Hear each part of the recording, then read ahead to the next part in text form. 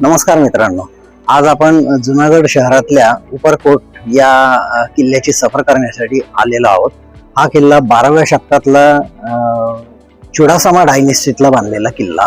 तर या किल्ल्याचं वैशिष्ट्य म्हणजे दोन ज्या प्राचीन विहिरी आहेत 12व्या शतकातल्या, आडीगडी बाव आणि नवघन बाव, या दोन विहिरी तसेच अतिभव्य अशा नीलम आणि माणिक तोफा या पाहण्यासाठी आपण आलेलो आहोत। तर मी आता या तोरण गेट या किल्ल्याच्या पहिल्या गेटवर उभा आहे।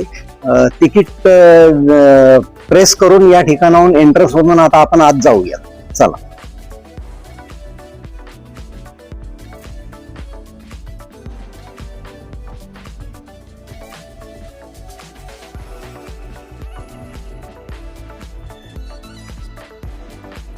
हा मित्रांनो, आता आपण पहिल्यांदा या बुरुजावर आलेलो, तोफ बुरुज। या ठिकाणी ही नीलम तोफ 2.5 मीटर लांबी असलेली ही तोफ पंचधातूंमधली।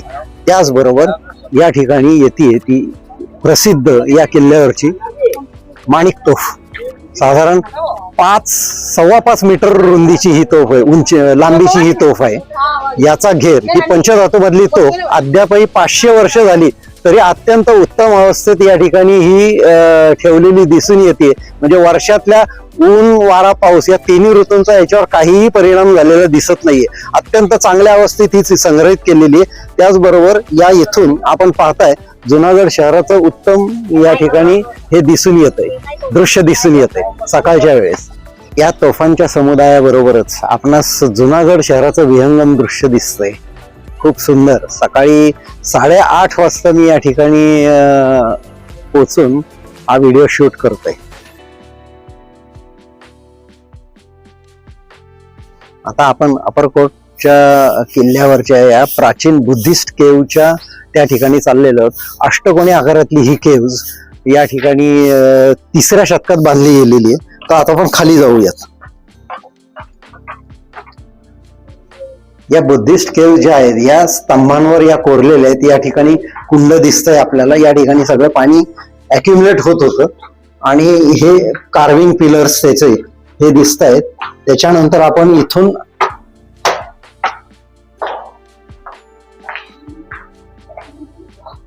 या आणखीन 3ऱ्या मजल्यावरच्या खालच्या स्तंभामध्ये आलेलो।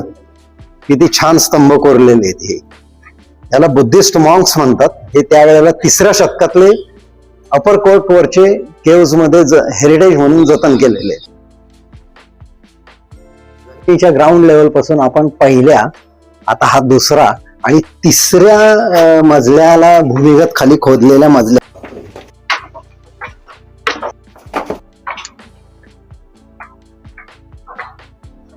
तर या ठिकाणी हे बघा, हे कार्विंग, हे शिल्पकाम, अष्टकोनात खोदलेली ही केव्ज बुद्धिस्ट मॉन्कसाठी। त्या ठिकाणी काही शिल्प कोरलेली दिसत आहेत, छोटी छोटी, लाईक दॅट। हा एक जवळजवळ 1700 वर्षापूर्वीचा हा ठेवा आपल्याला या ठिकाणी पाहायला मिळालेला आहे। हा न चुकवावा असाच आहे, पहा। या केव्हच्या वरती या अष्टकोनी आकारात जे तुम्हाला हे पॉइंट्स दिसतंय, पाण्याचे छोटे छोटे कॅनॉल, हे रेन हार्वेस्टरचं उत्तम उदाहरण दिसून येतं। या ठिकाणी पावसाचं पाणी गोळा करून या कॅनॉलद्वारे, या छोट्या कॅनॉलद्वारे या ठिकाणी या विहिरीत येऊन साठत असे। म्हणजे वर्षभर पाणी पुरवठ्याची इथं उत्तम व्यवस्था केलेली दिसती। म्हणजे ही 1700 वर्षापूर्वीची पाण्याची उत्तम व्यवस्था दिसून येते या ठिकाणी। आता आपण उपरकोट किल्ल्याच्या वरच्या सगळ्यात महत्त्वपूर्ण आणि अतिशय उत्तम स्थान असलेल्या आडीकडी वावच्या ठिकाणी उभे आहोत। म्हणजे ही विहीर 11व्या ते 12व्या शतकातली अशी समजली जाते। आडीकडी म्हणजे एटी चेती या 2 मुलींच्या नावाची, बलिदान केलेल्या मुलींच्या नावाने या ठिकाणी ही विहीर खोदलेली आहे। म्हणजे ही विहीर खोदताना त्यावेळेचे तत्कालीन प्रिस्ट यांनी राजाला असं सांगितलं की पाणी जर लागायचं असेल तर या ठिकाणी मानवी बळी दिला पाहिजे। तर त्या 2 मुलींचं बलिदान या ठिकाणी दिलं गेलेलं आहे आणि त्याच्यानंतर जिवंत पाण्याचा झरा लागलेला आहे। आता या विहिरीचं वैशिष्ट्य असं की ही एकाच प्रस्तरातून कोरलेली दिसून येते। याच्यात कुठलाही खांब किंवा कोरीव मूर्त्या या ठिकाणी दिसून येणार नाहीयेत। आता आपण या बावडीच्या आतमध्ये उतरतोय तर या ठिकाणी हे तुम्ही दोन प्रस्तर पाहताय दोन्ही साईडला. हे फक्त नॅचरल प्रोसेसमध्येच तयार केलेले, याच्यावर कुठलाही खांब दिसून येत नाही आहे किंवा मूर्तिकाम नाही. ही ही लांबीच्या दृष्टीने हिची लांबी जी आहे 85 मीटर आहे आणि खोली जी आहे ती 35 मीटर खोली आहे ग्राउंड लेवलपासून. पाण्याचा अक्षय स्त्रोत याच ठिकाणी त्या ज्या राजकन्या होत्या येती म्हणजे अलीकडे आजच्या लँग्वेजमध्ये ही म्हण फार इथं गुजरातमध्ये फेमस झालेली. यांच्या प्रिस्टनी सांगितलेल्याच्या सांगण्यानुसार या ठिकाणी बलिदान दिलं गेलं, तेव्हाच हा पाण्याचा जिवंत झरा लागला गेलेला आहे. आणि दुसऱ्या एका आख्यायिकेनुसार या दोन राजकन्या ज्या होत्या यांच्या या ठिकाणी पाण्याचा म्हणजे फेच करायचा पाणी घ्यायच्या, त्याच्यामुळे त्यांचं नाव दिलं गेलं असावं असं या दोन आख्यायिका या ठिकाणी दिसून येतात.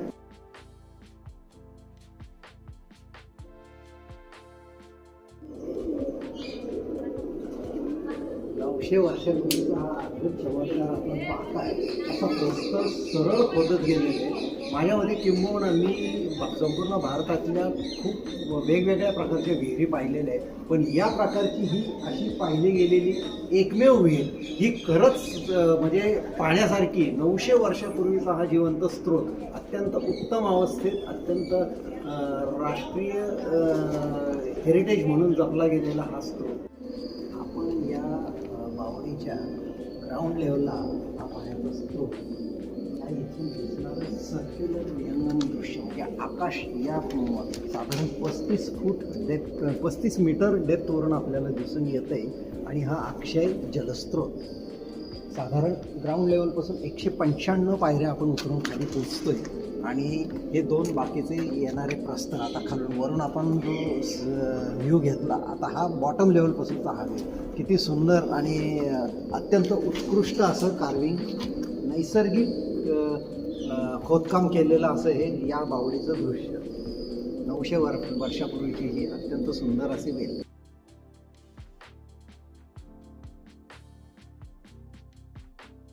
नुकतीच आपण आता अलीकडे बाव बघून आलेलो चुडासामा डायनेस्टीतली 11व्या शतकातली अत्यंत सुंदर असा निसर्गाचा आविष्कार. त्याचबरोबर याच नावाने या बुरुजाला नाव देण्यात आलेलं आहे अलीकडे बुरुज. हे इथले सिक्युरिटी गार्ड आपल्याशी बोलू इच्छित आहेत. नमस्ते. हाँ यस. आपसी प्रॉपर्टी हिंदी में बोलो. हिंदी में बोलो. और देवा FG भाई नाम है. हाँ ओके. और सफाई का काम हारा है, साधनामा काम हारा है. हाँ तापमा हारो से. ओके. रस्तो बता बजे न मार्सो ने. ओके. ये आपकी वजह से ये इतना अच्छा प्रिजर्व हुआ है. धन्यवाद. या आडीकडी बुरुजावरून आता आपण आत्ताच वेल पाहून आलो. त्याच्यावरून हा किल्ल्यावरचा सगळ्यात मोठा टॉप या ठिकाणी गिरनार पर्वतावरील पहिला टप्पा जो आहे आंबे माताचा हा या ठिकाणी दिसतोय. आणि याच्या पाठीमागच श्री दत्तात्रय शिखर. त्याच्यामुळे इथूनच श्री दत्तात्रय शिखरांना माझा नमस्कार. जय आंबे जय सद्गुरू. आपण आता आदी आणि कडी या दोन बहिणींविषयी बोललो ज्यांच्या बलिदानाने हे दोन कुळे खोदले गेलेले. पलीकडची आपण पाहिली ती आदी भाव आणि ही कडी भाव. या ठिकाणी सेम स्ट्रक्चर आहे, फक्त तिकडचा जो प्रस्तर दिसतोय तो खूपच चांगला दिसतोय आणि या ठिकाणी सेम पण त्याची डेप्थ थोडीशी कमी वाटते या ठिकाणी. ती मुद्दाम दाखवण्यासाठी मी इथं आलेलो आहे. उपरकोट किल्ल्यावरची अलीकडे बावनंतर ही जी दुसरी विहीर आहे प्राचीन 1044मध्ये हिचं बांधकाम चालू झालं आणि 1064मध्ये पूर्ण झालं. तर ही चौकोनी विहीर आणि त्याचा अष्टकुंड दिसून येतो या ठिकाणी. आणि या इथून त्याच्या पायऱ्या जाण्याचा मार्ग हा एक उत्तम प्रस्तर खोदून केलेला नमुना या ठिकाणी. या पायऱ्या दिसून येत आहेत पहा. नौघन साम्राज्य म्हणजे चुडासामा साम्राज्यातला चतुर्थ जो राजा होता त्यांनी खोदली इसवी सन 1044.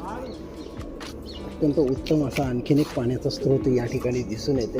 त्याचे दगडाचे ताशीव चिरे जे कापलेले आहेत ते पाहता येत आहेत. आणि या एक भारतातल्या ज्या प्रमुख विहीर आहेत त्याच्यापैकी ही प्रमुख विहीर साधारण 45 मीटर खोल असेल.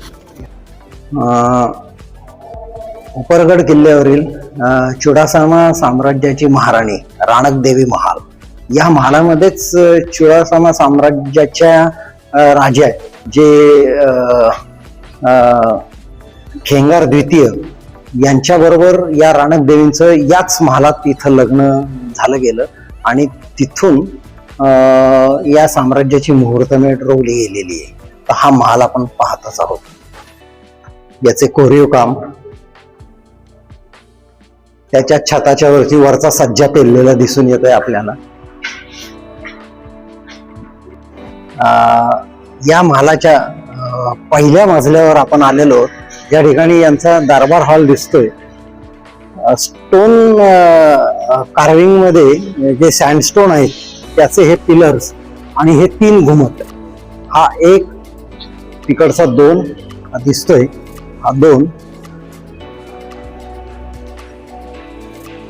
हा 2 नंबरचा, अत्यंत सुंदर खांबांवर पेरलेला, आणि हा 3रा सुंदर नक्षीकाम, भव्य प्रारूप दिसून येत आहे त्याचं या टोनचं या ठिकाणी.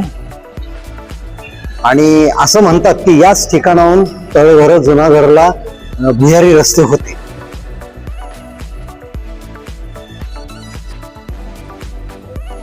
राणकदेवी महाल आपण पाहूनच आलेलो आहोत. तर हा तत्कालीन 12व्या साम्राज्यातला 12व्या शतकातला हा महाल या ठिकाणी आपण पाहून या त्याची आपण सफर पूर्ण करत आहोत.